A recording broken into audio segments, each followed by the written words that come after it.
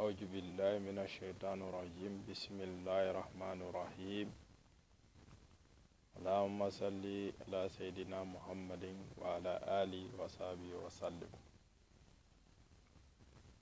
بارنغلو مبال كونتنا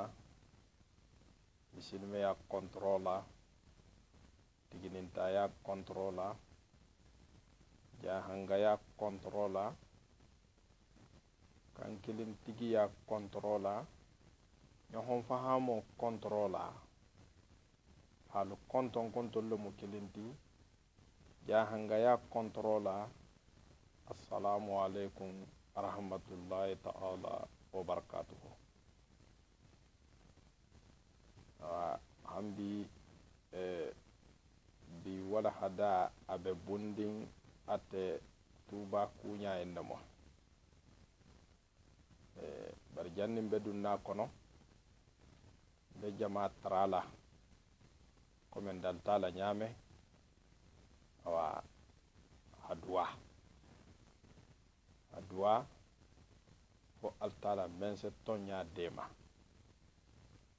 adwa fo altala mense tonya sabati mo hondi nabe tonya to fo altala mensa dema grupu fan wo fandin na be tonya le to be men kala ko altala ko le mo fo altala men sati go dema bar fa wo fandin na be fanya le to na be manipulation de la kwa mo holu hakilo mo frappe fanya kan fo altala men se itigo du jarabi tonya bi alhamdulillah rabbil alamin kunun nimbi ifatanta kunun nimbi italata bi membe tambi kan memme kan memenge kan membe ke kan alhamdulillah rabbil alamin abaringalu alla duwa bar altala wa aten te fula kuto de altala be kilin nako wala mu tonyati atala kilin bahato ya wala mu tonyati tonya fana mu ate kilin wadati awa hambi be hatu nonko altala kito mohome kuno oto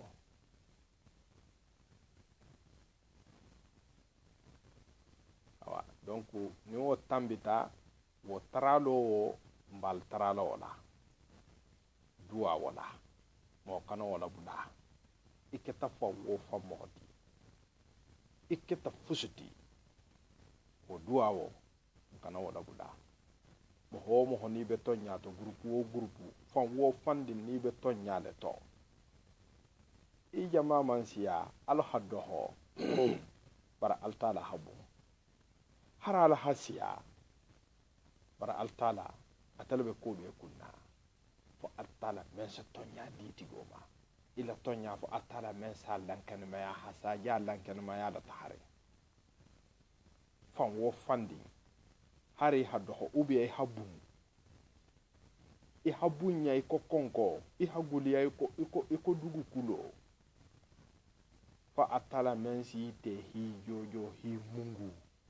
yite jela faniya fanga habon bar labantante nasumo habo damuta atol menu hisigi ha to siti al damma tema al sena atol le fanga folo sena loho boy honna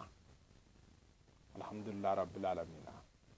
kumen nabe tambi kambi kumen nabe fola bi umen nabe bularen tereng kambi alhamdulillah rabbil alamin ya hango wonto no hundim mohola damu ta france jamma atahabula konakirla atahabula hantu bala bokelu gawali alhamdulillah rabbil alamin mbabe kalamale barenya du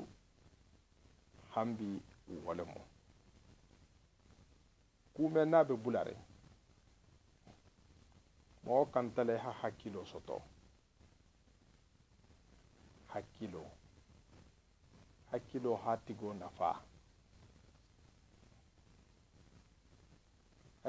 tigo nafa karanga hanyim betege hakaran kunyuma ba barni karanta iman karanga londo soto iman karanga ila karanga nafa fu me tarala ni man karang bari ita halondi long ita halondo soto londi men na si tela ita fanga bula sila kang sila men na si ita fanga kisi hini la moholu kisi hini la moholu tonya silo kang wolondo hari man karang ni wolondo bi bula alhamdulillah rabbil alamin isa karana be go sile bar bi ñaabe men na bi to ñaabata doxya na société kono to ñaabata doxya har ne mo holu ñaabala ni sono ilo la hakuma o be akura sinte dolla adolu isa tare tolu be jammen inya bala to nyanti je bari me hanyu kumala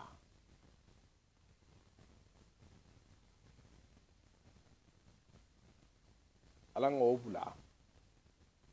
to nyamu kilinnati ben sala bang ni hada muta billahi ameta nyawo yande abela banni talama awa o kola e comme barka bulolu keta nanti bengama awa hambi mbem fanan fola jamaaye mbare musolu nalu na musolu surtout hata habula haja fanta lentenna wonala moholu awa menu ha nanti kuoyin tumbe menu la buloma wolungo sali kono ana tale ki benala duwala menu hide ma tabiro la menu ha tabiro ke hanati so menu ha foyo lu yele hanati awa donc ki benala barka bulali yen ko hi walinyo malong bari benala tuma men sali kono je ki benala fola hatara micro anin fongo fanga ni micro bata desarse leri fanam bata suti awotumo atul lafita fase info jamae donc wala kono anati saranna konimbe kumala nin tata kuma ko ngayim bula kumo kono ala ko hala si jamama ko hajjama barka bo ko hajjama barka bula ki se wata awa donc akko keta kuma farenti awa donc jamana ta etigina ta kumenna altala ho nyabole alhamdulillah rabbil alamin ko ho bula jama fundo la anin hajam mama bahaba nandi mama wol fana ngay folenyen ko hajama barka bula so menu ni ha foyodu ni nata jilti ni ha jinjannu ni ha gatongolu ni ha fu fenwo fendi nindo molomo ani ha salima susa menke hama fita baro bandinge ko ha barka bulay bela kafrnge ala le bebe sarala itabaro la donc metuno fongo bula jama fundo la donc hawo bula jama fundo la awa muso nyunu menu hayim baro ke awa altala mansalemo aketa ala kole la aketa ala jigole la wo horomo noro na barakola aketala bungala kolela wo horomo noro na barakola hamme o hamme haju o haju konto fili na be men na fo altala men se beta jara donc hawbula jama fundola alhamdulillah rabbil alamin bi moho safo ko alhamdulillah moho se altala tantu parce que kusiya mo bata tambi bari nyaba lale kumolu be fo kan moho ibe kumala ni hidalaka ngayen na fonna kuma do kon ni hanama dinga be kumala ni hidalaka allon ko kumo naboti da itante kumo tibitu ibe kumo la taala nyamenna menu bala mela wolle be kumo taala wolle tamu kumoti wala ke hanama dinga ni be kumala isi hakilo jakko bonte ndi hafo ko kibe karande ubi ente karande hanamadin ni hi sigi ihi mira kumennaje kela ihi fambula pilasi wala wo moho ma fanga ihala saha ni wo se leite ma alo nasel e ma belalal doma alo ni se songa ma do be sonna lama ko de mo hakko ta fanga ma alhamdulillah rabbil alamin kumolu be siare hambi nyetembu mento teng he misirlo bantale misir kumo dolunto kuku nabitugo alimamo le se former jamme to nya se former jamme alqur'ano se karan jammenna ha fese altala dali kanga anen kuntigo la bange wolu kangalu wolu se karan jamme dol bolo to bitugo ha tawhidiya la sabati jahanga kunda bobulo la mabitugo alhamdulillah rabbil alamin ku shama mbata tambi tilifulo yinu menu tambita gawallu kono hatta ha damu ta tuba fanga mafolo hana gawale hatambi gawale hata hamboke mbabe kalama jama fanan dun siyama nga bo kalamale medu no be kono bar hambi nta so men fo kumala liyan siti tigolu menu be kumakan alala hakkilo jakko bo folo janni be kumala na ben folo kamaringa en kumata nin wole mu awa union trankati siti tigo yenti akumata ala kumolu fo awa ala kumolu dohoyam mo bakono bar mo ma jabi mo ko to foje bara hakumola ta men bema nga fahamule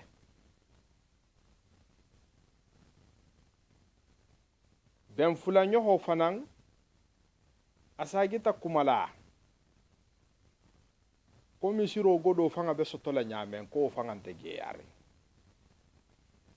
alhamdulillah rabbil alamin akoke ba ko dolu be bulare nyin ko kono ko kandala ge man ngelu bi kanna alhamdulillah rabbil alamin akoborati ge ngelu kibe sigirin ko fayda kibe ibati fambula en ko kono ki dun ta kono alhamdulillah rabbil alamin sabe mele adolu moholu senkili sanya sifanye adolu ise kuma kanga yin dolla na mansalame hafoko malla fi jabiro la wonte kuma kanga kumo membe fola membe kumo fola anin kumo membe nakan nimmo ho bala mekan wala nin jaabiron te ku kilin kunnantor bulla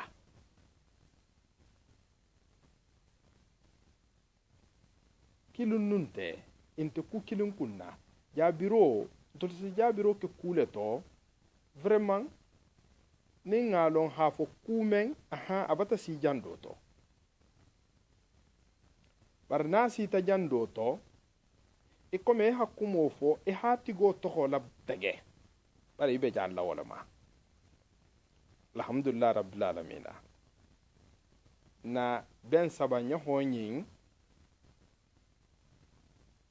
o fanan janga ke o nyaale an to holu bata batala tege nta tunta kumala ko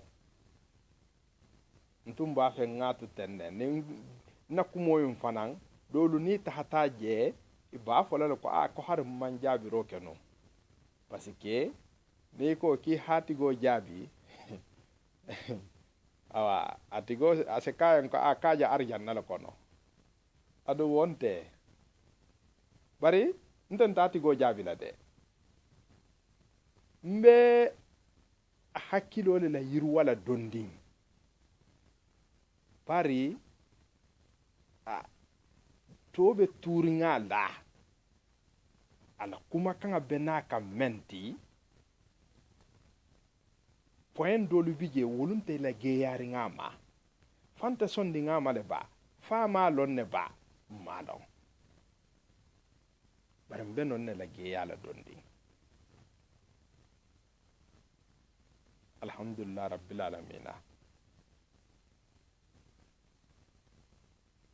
nin karambayango ko jahayen koytol nin jahamu ku kilinati bi karambayango to nyanta to nsena na poyenga fanam beti ha beyita jama hala saha na tarta wose kele na meke misirkuo mbole to tuba misirkuo karambayango misirifu la halo tuba dugo ka mandiaye abeden din ka bemba la dugo dolu bemba la dugunte tuba ti bele bemba ya mu dugo ti tuba bemba ma mo tulu mo bemba tulu muta abulo ke ha mo tulu muta ha saba kono nare hana sigija bemba tante duguti senegali ngo habo senegali alun tanto hananarin hana jahan golu tara futa kono dugo se di luntangale ma fo dugo se di senegal ngolo ma fo dugo be di la jahale ma futa kono ni tata futa sinin hata hadunje isi jahan go imbe dossier tarje bar karambango inta jalaje parce que nena man sigi inti je mo hon titi senegal ngol le muyti bundu ngol le muyti voilà bundu dide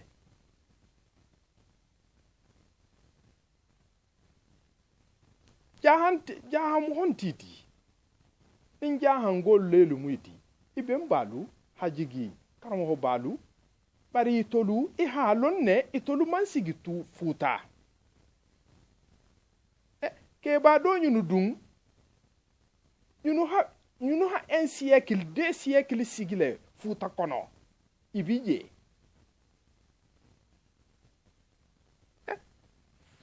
karamo alifa mo labe ala misir ba folo wolota 1720 et quelques fo 1730 ma fanga mbemba le hilo misiro wolota a lota nyamen na financial no dun na be kono a be keta nyamen na nse dunga be kono misiro wolo man fo jaha ko bar karambaya ngaman tarawo to de karambaya ngaman tarawo ko alhamdulillah rabbil alamin timbo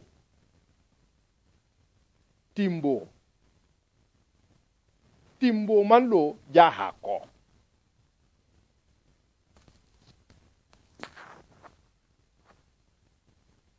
a dalilo nsono na la be fananti a be fanan be larne a be bele net ala fo kramba ngole hikeku nje bulu mem matin karamo ho bayelo fanga momenti nyin ko damu tata nyamen tuba misir ko damu tata nyamen a problemu damu tata nyamen nin karamo ho bayelo le muiti billahi wallahi tallahi matan kale altalala satarate wolu bebe derne parce que wolu se malule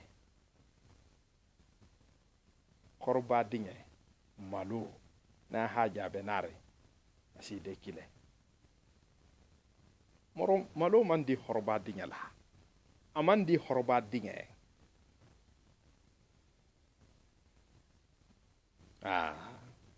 awanyene différence be karamba yango nin karmo hoba yango tema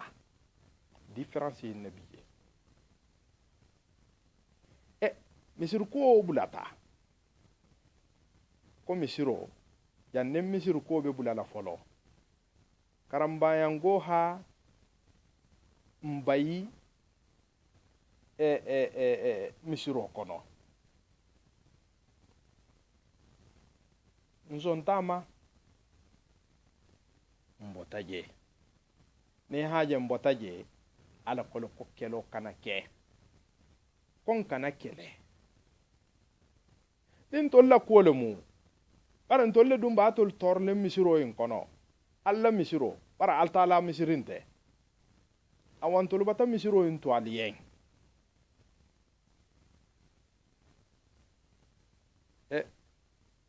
halon karamango normalement kanta nyasuma la loto o mu kilinti afula nyoho ko fatiya ki tala mu fatiyati ki batala mu tanna ngambo fatiya to ha tubulu ki tala mu fatiyati nen fatiya ko nen wala bi tolu nyako to mori nen mo hobata fatiya tubulu emela firin alo kantale hala firin bai sagolo moti wo bata kiye ngambo to o manti o fula ngambo fanan tole ala ko nka kana ke keloti ko di kelo kelo manyi ne aje ngammo burkusi ya mamma ngalonne kelo le manyi kelo komo manyi o mu fulati asaba nyoho ko fani ge ki talemu ngambo fani ge to ha tubulu nka kana ke keloti o bata ke sabati anani nyoho gaburo etata hanna mu holu gosi gabur dala o fana nganso boy la non fananto o bata kenani ti alulu nyoho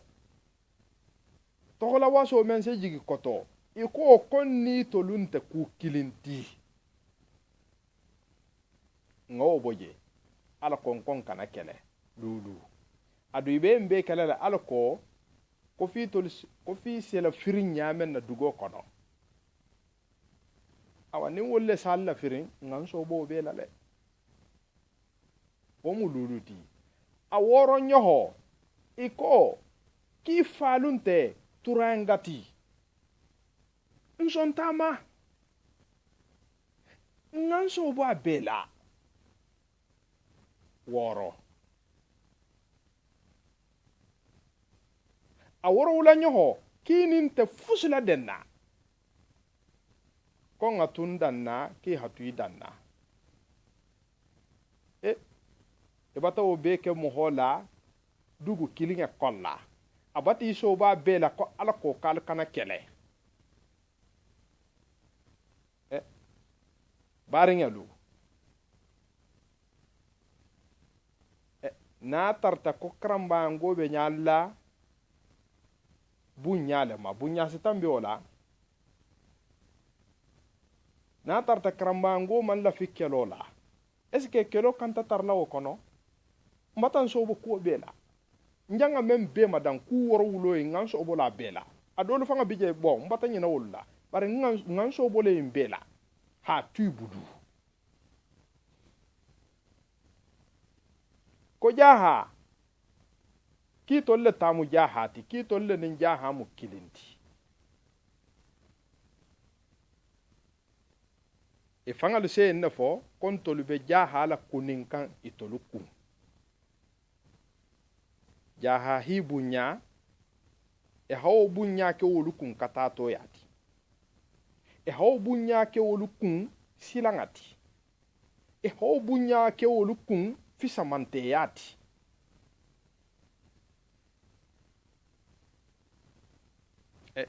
mohamen yi so boyla yin kuo yin bela ko ala ko hituje ampe na tarta ko turango nte fenti ko turango me kese bokuto ko turango mu ko me fanga le se menfo konto lu bota malon ko jamme ko fa ko lamu holle munti ntolu son talo bema na tarta ntolu mu wolleti ntolu dum batan so bo embela munna karambango me nyasuma munna man nyasuma embeto nyin dum be batake mbatan so bo embela ha tubudu paro be na taya man nyasuma munna man nyasuma munna man nyasuma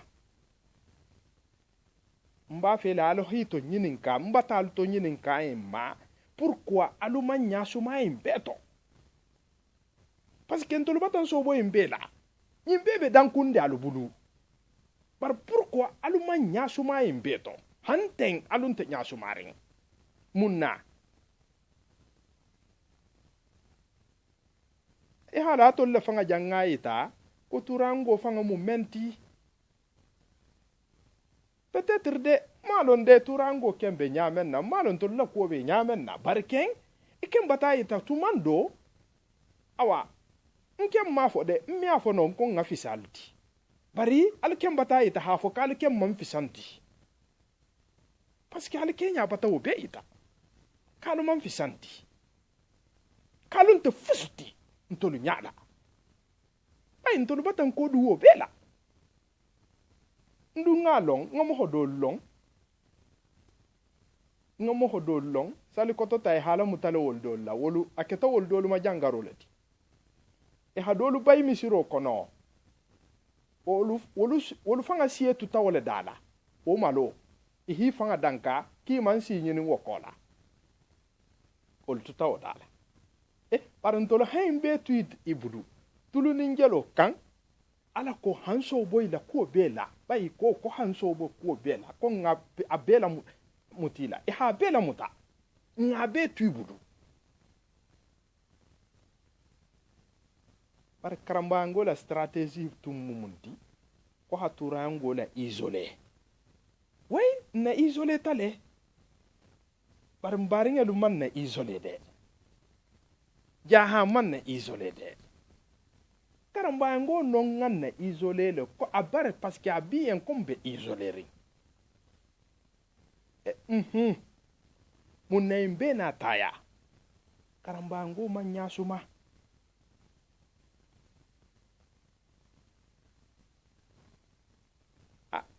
non ben na filli ko di alalu fan korosi hana madinya tanke imi fanga long billahi wallahi tallahi imi mo hobunya tanke imi fanga long ibi fanga la fisi ala mo kutati tanke imi fanga long ibi mo hola kumo fola isa tara imi te fanga long imo fanga talo awa nimbe kumala hay hakiltu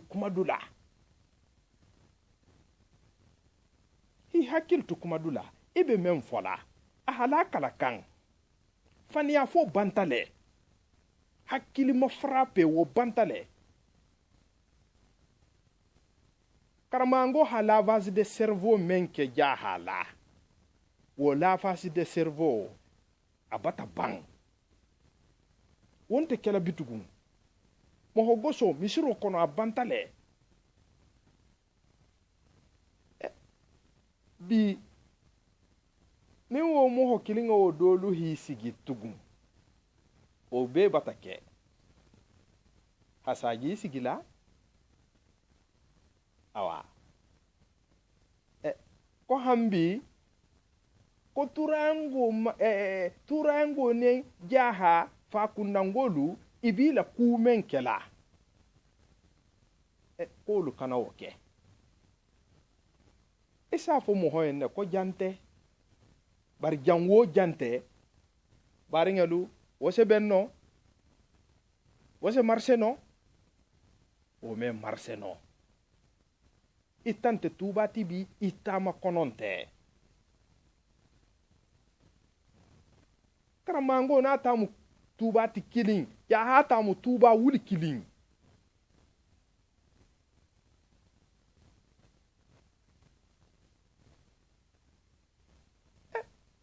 donc isa fo mo hoyenne nte yante ou bien jante ibata obeke abata son obema bari hana fo tugun ko jan wo jante ente kelolo koto teke kanwonya ngan so boy la obeto misirlo sita misiro melo bari nyentigo da sita ma in yon trankati tigoyin da sita ma hafo ko misiro lo ta dugu men kan ko dugo fanga ko la mutata tigo lale ala nga faniya dabula kumo ni ba fola kumo fo a hagigo ni be kumo kalama fo ni nta kalama ide kumo kana fo hadan kana kumo fo kumo danga hasibulla a memba nyato e mawolo ni hanten ninkili dugo so tuta nyamen sabe nyasi fayen misirlo jannen to la ha misiro lo damuta misiro be lo la jammenna dugo kan bungole bije mo holelu be bungola mfandi na dugole mu mfan dembo almune mo jidi lama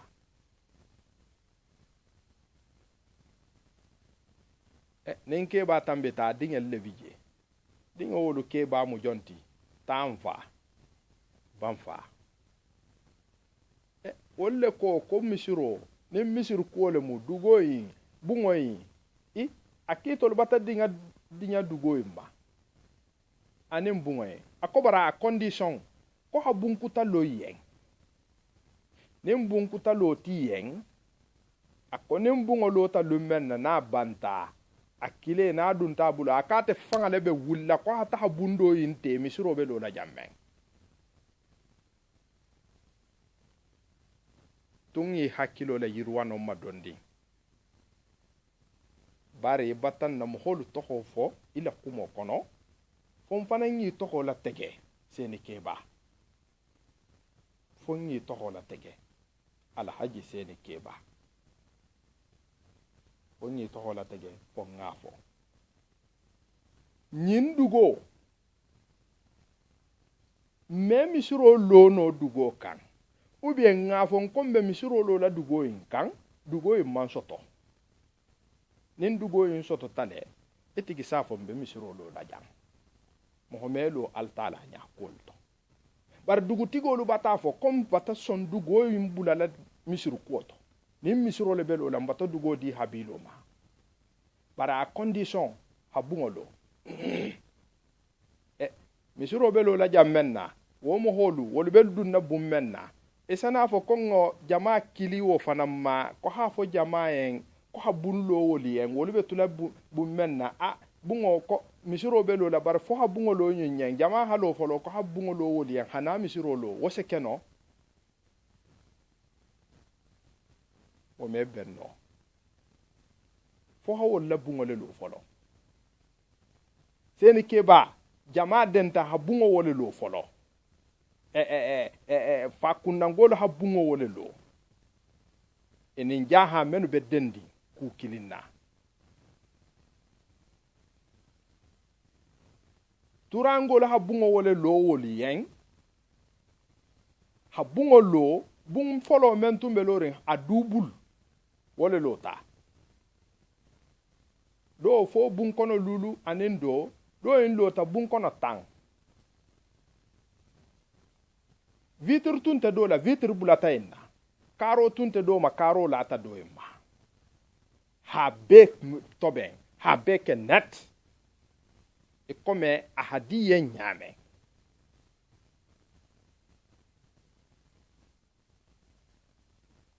ntolu akata nyawo yanne mafo hakkente dendinna bari hanama dinye imi fanga fenge no hampon bar hanama din hakko amoli dobije ntolu hambanoma ngan sobolola kile dunta imbulu lummen na tam fa bulu lummen kile fele alla bungo ahabunda laka adunta ja hajebe visiter dusu bije la ko be bije ako kawa ko faida ka bata ben akala ngawa awulita onyala hata hasombe kalota hata habula bundo to a telefona ha bundo te damuta bigutigodo ete sige ha fo ko bungo men ko misiro do ta jamen na ko har non dugo fanga ko namuta tawol tigo lale ki manson ihijitale na tarata ihijitale kisi tale kaba e hakaba jele nyala awai hakiltu ni ma mellon tendin kili ni hankilin sa foye parce que ngalon ne ko silo bata burule bulu sai menu tunsi kolu nya sifayen ku membe terrain ma turango lel tum dolle tunsi la na dindingal le tunsi i hakilo la ka kushama ma bar kabrin ihi kodu la lumenna nga fahamu le hafon ko wai nyimbe men kalama tuba ko to misiru ko yin to ne haja hawolon na muholla hanya sifaye bare yan tala kabrani bulati johonna mon fusume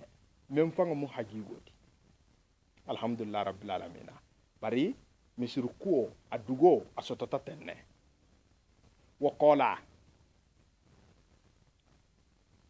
wakola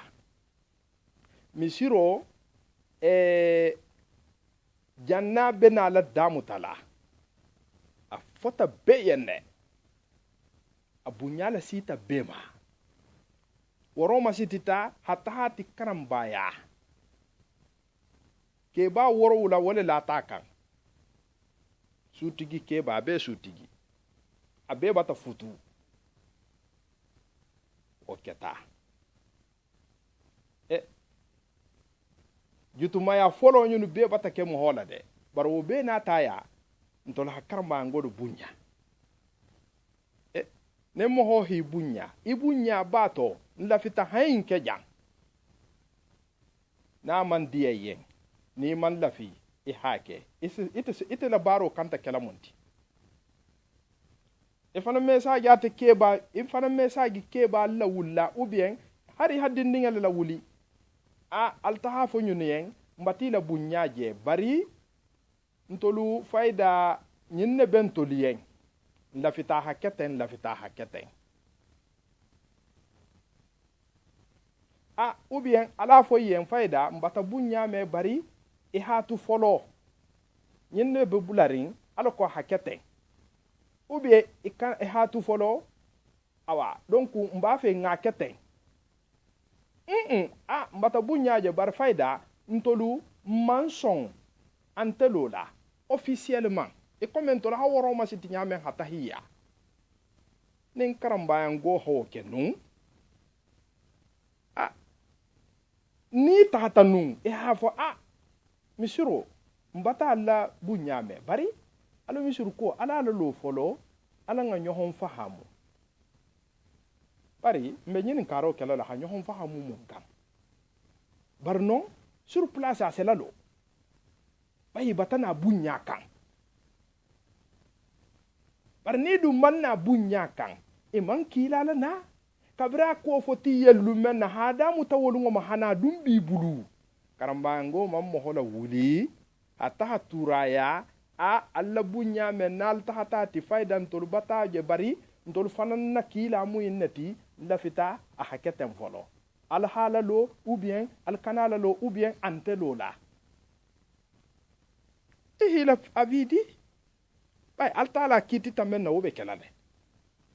bar ni fanan tungo ke nsalon hafon ko bunya moho lelu muiti parce que bunya ne halata ha bunya moho ma afanan bata bunya la na le ma bar ni ha bunya la taha moho mem man bunya lo am bunya kotolong ama fam bunya mo me ma fam bunya wobe dokuta bunya lale wonto kala misir ko adamu tatatenne fonsa memenke kante no la misiro no ta altala bulla kante jahala altala hajaha kamelo so ba sama ngalota kabe dan nawole ma mirulta nyimbe ibe mbe fala lunkili luntalay mammo holla wuli hatta turaya ala kila mennati mbataje bari ndafita haketem folo o manke bari ngalu ni o manke ntol santulo lo rumeur kumola ko haltala ko lalo balo lo la munna ala fo krambango le ha hakilo nyini ya hakilo nyini mena ala dunnalo ko na habe développer misiro lota ha sita tembo folo mento ita tala wuya ya la wuya ta ntolu malong ha fo wolu mo keloleti parce que ntolu hakilo be munna fulolu wolle la bantanala ikila kumo kono seni keba ko jaha ngo kilinge manwuli ko jaha manwuli ko hata hakelo to ben karamba ya ning turaya tema no mu faniyaleti wo ketale jaha wulitale ale ban fa daramelu mfani sankun jahabi anamu karamba ya ngoleti abe jahabi kunda amman faha ajoho mandum ni hakili asanya sifa yemen tambitaje wolungo jonketa porte parole ti mama sa ho men ila muso yi menji bulu pari ije men nyatem pari wo baba wala keta porte parole ti kina ta karambaya ko hanay konton kontro fula nyoho ko ala nun annabi kumen na be ni baringe tema turangol tema ko al nun annabi ko hakelo bang bolungo alaysan kungola hakumota alaysan kungo ko ta sela sa jida lela ko bar konin ta hafu ho muta ko la sa mandi alum fama de kilala hanyininka mfama de ko few kante la sala kadum me la safanan ko mbeta halale ko hanta pi rouge alhamdulillah rabbil alamin seni ke ba into wulu kalamba i renseigner folo janni be kumala i renseigner janni be kumala into wulu kalama ubi hi musu baba kili ije muso menya pari ababa kili saho muso baba kili ala swar ba saho asa foyen ni tata leje ni man taje e ho jabi menna obije ne haje ke ba manson ke ba ko kasi be jamen ka me iban altala koma ko hakukuta muta wala akosu modati ya ha hawo kele tuba tala moti gawali sous préfecture mume abehi le nyohon kan tuba fulolu hatabu la gawalla kakoni kumbia wol be ha delegation bo dansa kante wala keta delegation kuntigoti hala Ousmane Gawali kan député le moti Gawali député inonimal inominal le moti gawali wolle lati nyohon kan hata tuba hata karamba ngolu tara ko ala nun annabi men bal na al baringel tema alu ben woto mo kuol siyamam batake kele siyamam batake kurufa yolu siyamam batake bari wolu hi constitué le dans sa kantele keta délégation kuntigoti dans sa kante o mu RDA mo holeti ala sanku ngo holon ne Sékou Touré mo hol le modi wolu tata hata alning annabo fo karambangoli karambangolu ko kunam billahi kinta kela kimi atu ala ko kinta kela ala kimi atu kila ko kinta tu la kila kimi atu karamo ba fananye ko kinta kela kinta tu la karamo ba ko karamo ba ko ni furele bilo li ito la ko la ja jaha alanga kolu fahamu de seni ke ba tu hakiltu de kolu fahamu betege ko de ne hakoli je tahalaten a fahamu halon konto la kunte de ko altala ale fanga no bato hakiltu wolo hawoke fulanto oti asabanyo ho hanna mo holu mutalumme na hisan baboke wo be kola kitolu borin kola la bo kengolu hima den wala ha alnin annabo bulanna ko ngamisuru kola lo fono ngamisuru kola lo bari ntolu be nyalla pedro nema oluna ta tuba eta hata santo inin santo ngolu benta inin turangolu bentato inata fo kawa ko non ne tun hammo bitonna ko bar ko ni wol bata son ko problème unte ki be jigila bo karambaya ya hamo ho menu be bokke wolu botale bokke ha mobili ta kangama ha luwe hananari hantuba hata alnin annabo bula karambaya ngolla iko ko kunam billahi kinta kela sabantoti anani nyoho kata jonuti futa fulolu diwani konontolu alhaji badiru alai badiru ba diwani konontolu wolu wala alimami ba labe alimami ba le mati wolle la banta tahala tuba e comme fida o be kala jumalung arabalung ole botaje itata tuba iduntaje man fo tenelung talato itata santo ha santo ngolu mano ko santo ngolu hajigi koto ko hata hakumoke wolu manson kinte jigi labituku ko bulun tala ko bantale inati manene alnun annabi habulila wol ko kaw basinte ki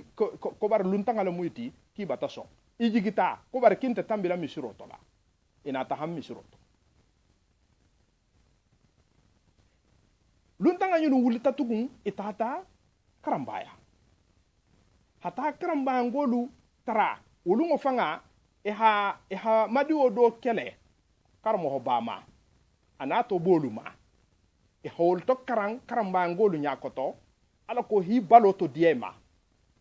aboli yanko kafiro balo se to diala mawonya misiri mo le balo se to diama ni ha bemba to bwa nyakoto anatar ta fanande ka bemba veremo wolo hawo be kele karamba ngolu koni sena kuma ko fonto lamo holo habo misiro to koy hana bulundala fulolu ko me benno koni haje ko karahambala hake ko na ta misiro to ki fananga wuli ki hata misiro to e ko kinta kela bar komu ntolube nyalla pelema fulolu na ta tugun isagi tam na kebalu bulo lali ko ki hata bulundala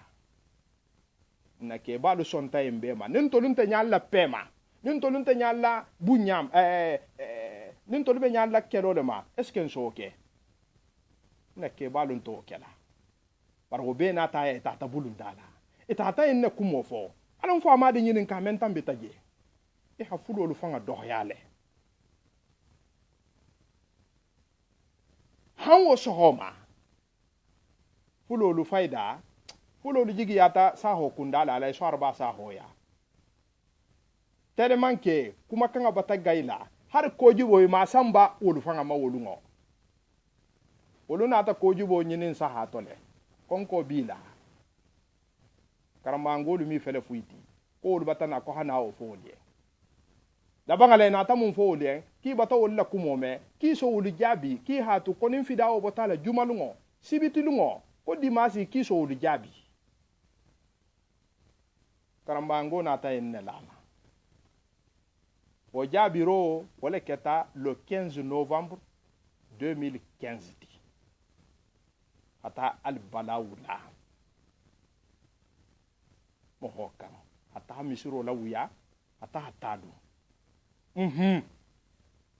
ntol ni wolu jon keno diata jon nyenno ntol be sigiri mbo réponse ma konondi mbulu makulun sim makulun kelo ta hati bitin na mo holu kunna na la hala saha pani dolu bije isatara domurno fanga ama kino to fanga be pani to wol bati bulo su kino to hana biti wol kunna o be tambe ta nyamen so du o be kono baranta semen fok seni ke ba hi hakiltu na be kumala hakumo nyanyini abata kuma ha bata lay ba ke madula kumo bula kumo ta ta fanga la kumo kono akoko kumense ke ba la pari ka ta fanga bo kalama kabiru keta wala pari ita hamun no woto idungalo hafo kasi kele kebala mense kala ite wulita hamun defandi kebala ko tono para albe bulo bi nyohon bulu albe balu fanga kerim ku kilinti abalen ka to le hafisa beti abalen ka to le be londirim beti alay ba ke madube la dekiri bulle nyin londi sufa embe mo men bulla habila men kono foni hi serviala londola nendo men wulta hata hi servi wala lona na ha kitabo to be ngoy jambe wo ha wuli fop ambata kitabo to be a hafani ke bayin na sila kitabo dol to be ye ni wulta ha ke comme kila londo abe fania ala tu seni ke bay hakiltu iba fola ke bayin yen ko inga wuli folo ko ha jaha maden ou bien ko ha jaha nin karamba maden ko kelo membe bularin ko ha kelo ba to nya ante ko rilala ko bar ko be na kenya lamu alay ba ke madune alay sidi ya tasilima jonga sutu tubala wolu fuloto jonga sutu tubala 2013 fidao fe alay sidi ya tasilima tahatale 2010 folo atata le tasilima abota le tasilima hana fida oto tuba ke lo bata damu tawtumo amun fato don kile luntala aman karamba ya la sigi aman tura ya la sigi ko hakuma itema amake 2013 fidao atata le amun kato amon fusukato aman fenfuato aman moho makili aman moho la sigi aman si turaya ma lun kili lun talanne ma la sidi aje kabi stilin na turaya la ko hakuma je ko kelo batabula ko alko ko fase be o hakilo be moho mel la ke ba mel la wolle soke e hamun fo o tato mun fo ale sidi ata oto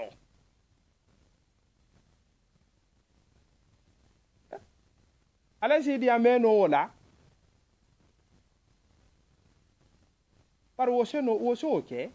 won to kela ben kanto bata bulo dunga ko ta bayen ko ben kanto le jala duniya to tego to be naye bari bata fa en ki sala misiro lo ko hatambi folo la bay bata fa en ki se sangan so loye 2015 fida o keta nyala tuba aluma kuma kanga menu ama fo ko tuba ko karmo ba ni mo dente tuba ti ko nin karmo ba bonso man so memma tuba ko on te kala tuba ala sidi akuma kanga ko kono ka tu ma fahamu ko bar ka bata fahamu akante kela ko misiro kante lola ke ba koto bulla isie sambi sagini ko itte be sigiri be lumma kono ngala altala bulla ni altala la mo kendo le mu yitati kite mu mo ba dole ti kita ku kele altala ye wo sofo ta dun kangalen toti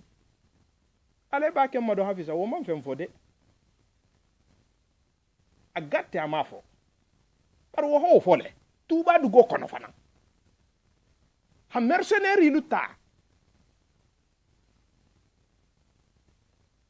hina ti tuba kasa masi mercenaire lu hata dolu saito par ben kanto bata godo la tahama ta dolu ta hina ti kasa masi mercenaire lu ani wolle dun tatuba ako yanki hatu folo ka habo kona botal jamen na kibe men kala ki hake alai sidi ata o mefo wo hamun ke in koto e hakiltu seni keba to nya hadi be yenne ije fusuma mulu melena nya ba bela nyaba be kokola ite la position of ngabe munto ila position munti misir koto ni muna fa hayande isa fu itele sufa ma ko muna fa ho parce que munna nta fa la de combina la wonte de nanir kante de bar muna fa hayam munti to nyabe bularin iman to nya la di misiro kanta lola le faman kallola Khalifa Touré hala a question la le koto akoni ma jabi fana akoba sinte de kisa tare la position o abelondi ne ken o para hambi misiro akanta lola fama kan lola ita la position o mundi ita hane nyaga kite be karambaya nin turaya tobenne ita sentol tobenno ita se mun no woto mo membe ku tobenna ibo jele balon iha doho ma kata ila moholu ma folo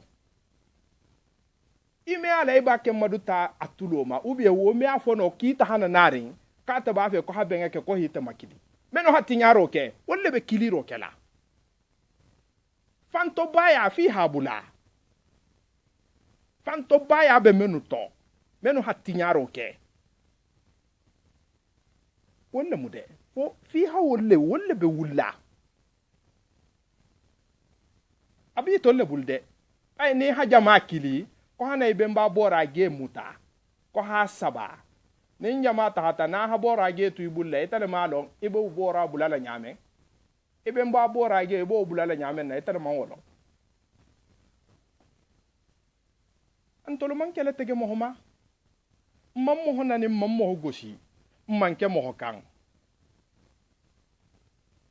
pare isi hakiltu ni be kumale he hakiltu misiro ko misiro godonte soto nyante geyare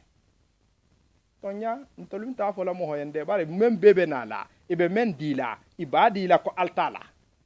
mo men nata kombe ndila ko altala ma fo de komba dila ite mam alay janke madima ko le ko altala ama fo komba dila turama ko altala ama fo komba dila mohoma ko altala ama fo komba dila jahama ko altala wala bida ni wo hodi ite se wo fetege mobili men di ti tema ite halo ne wo godo soto tab jammenna nin kele hadima e hanyi nin kale ko ke ha soto jammen aha godo bo jammen bar nin musole hadima kela sigi musole mbafo kela sigi musunte bari altala fanga man kela sigi muso wulu fa fanga amanka ahadaga amandaga ka ha futu muso yin na godu fenna muta ama ke to nyinin ka ha soto nyame bar ne muso le hadima muso be sigirne a hawdi matuma men na muso tumbe sigirne awai hakilo jakobo wala mu nyinne bembulu ha fo jamae mbe nar na kuoma ni ala son tangana be tege ko lu bulata nyamen se doa be kono wala mu ala hadua ato ñaadema assalamu aleykum wa rahmatullahi taala wa barakatuh